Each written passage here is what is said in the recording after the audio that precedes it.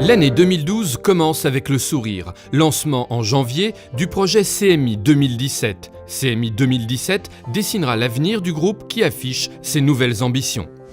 Dès janvier, CMI Services lance un programme de prospection pour diversifier son offre vers de nouveaux territoires, comme la Nouvelle-Calédonie, la République démocratique du Congo, la Côte d'Ivoire et le Mozambique.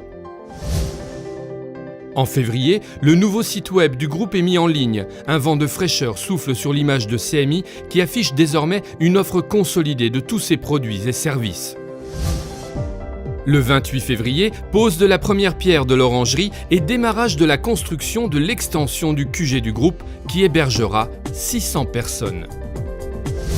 En mars, au Brésil, CMI Services, sous contrat long terme avec le groupe minier Ferrous pour la maintenance électromécanique de sa mine de Viga. Le Brésil, un pays dans lequel CMI Services prend toujours plus d'ampleur. Le 4 avril, CMI fête ses 10 ans d'actionnariat indépendant avec un clin d'œil à John Cockerill, le fondateur de l'entreprise. En mai, CMI démontre une nouvelle fois sa capacité d'innovation avec une première commande de chaudière thermosolaire, une étape clé pour le groupe qui se positionne résolument sur le marché du renouvelable. Sur l'année 2012, CMI Énergie vendra aussi 25 chaudières de récupération pour centrales au gaz. Le 10 mai, CMI Industrie signe un accord avec Siemens VAI pour conquérir ensemble les marchés de l'inox et des aciers au silicium. Le 30 mai, en Inde, inauguration de la nouvelle extension de l'usine de Taloja, grâce à laquelle CMI FPE double sa capacité de production. Dans le même temps, CMI pose la première pierre de sa future usine d'Edavali, près de Kopoli. L'organisation d'Indiapolis, en présence de l'ensemble du comité exécutif, est une première pour le groupe. 2012 est marqué par l'Inde, bien sûr, et par l'évolution des inscriptions de commandes vers le nouveau portefeuille du secteur. En juin, présence remarquée de CMI Défense à Eurosatory, un des grands rendez-vous mondiaux de la défense.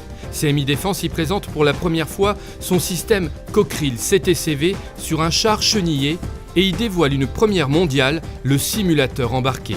CMI se profile ainsi en acteur incontournable de l'industrie de la défense à la pointe de la technologie.